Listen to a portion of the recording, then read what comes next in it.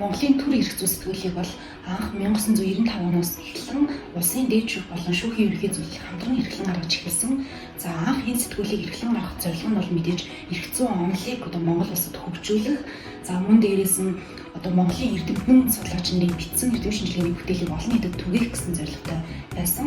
За мөн бас нэлийн өөрмөц зорилгууд юу гэхээр зөвхөн нийтлэлийн бодлогын зөвхөн эрх зүйн онол гэхээр үл хязгаарлагдаад за зах зээлийн эдийн засгийн талаарх ойлголтыг олон түмэнд түгээх гэсэн ийм зорилготой бол эрхлэн гаргаж эхэлсэн байгаа. Монголын төр эрх зүй сэтгүүл нэвтрээс нэг буюу жил 4 удаа гардаг.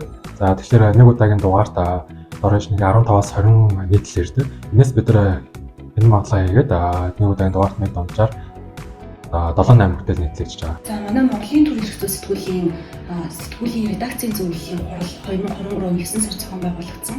За энэ хурлаа болохоор сэтгүүлийн редакцийн зөвлөл маань бол бүрэлдэхүүнөнд шинжлэгдэж Японы Осакагийн их сургуулийн профессор багш Такаси Акио болон Герман улсын Баварийн мужийн Асава хотын шүүхийн ерөнхий шүүгч Рудольф Хелмхагийн хувьд сэтгүүлийн зөвлөлд орсон байгаа. За ингэснээр ямар ач холбогдолтой байх юм бол манай сэтгүүл жилд нэг удаа англи хэл дээр дугаар гаргадаг. Тэгэхээр нэгсэндээ дотоодын эрдэмтэн судлаач нар маань англи хэлээр эзэм шинжилгээний бүтээл эрүүлсэн тохиолдолд тэрийг чанарын өндөр түвшинд англи хэл дээр хянан магадлал явуулах юм боломж өгсөн байгаа. Хойно төлөвийн дугаарт нийтлүүлэхээс нийтлэлийн сэтгүүлийн нарийн бичгийн дараа хамгийн их хүлээж авч за тухайн нийтлэл хэлбэрийн хувьд Монголын төр эрх зүй сэтгүүл гаргаж байгаа заас нийтлэг боловсрол шаардлагыг хангаж байгаа талаар за мөн ишлэлийг их сурвалжийг заах хамзан бичгийн стандартыг тус хангаж байгаа сэдвүүд дүгнэлт хийснээр тухайн дүгнэлтээ нийтлэг гишүүнүүд эздэг. Сэтгүүлийн зөвлөлийн дараа тухайн нийтлэг хянуулахаар сэтгүүлийн редакцийн зөвлөлийн гишүүдэд хуваарлагддаг. За сэтгүүлийн зөвлөлийн редакцийн гишүүн өөртөө хуваарлагдсан бүтээлд энэ магадлалаа хийж бүтээлийг дахин тасварлан сайжруулах, эвлэх эсвэл хэвлэхээс татгалзах тухай дүгнэлтийг хариу өгнө.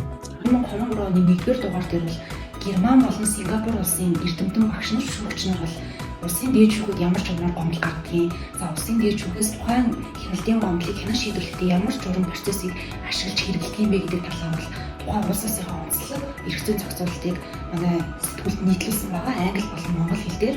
Тэгэхээр нэгсэндээ энэ ямар ач холбогдолтой вэ гэхээр манай Монгол улс дахь эрдэмтэн судлаачид за цаашлбал оюутнууд маань тухайн улсын эрдэм шинжилгээний бүтээлийг англи хэлээс гадна монгол хэлээр давхар үзэх ийм боломжоор хангаж байгаа гэсэн. Тэгэхээр нэгсэн харьцуулсан эрх зүй хөгжих ийм боломж нэлээд бүрдэж болж байгаа.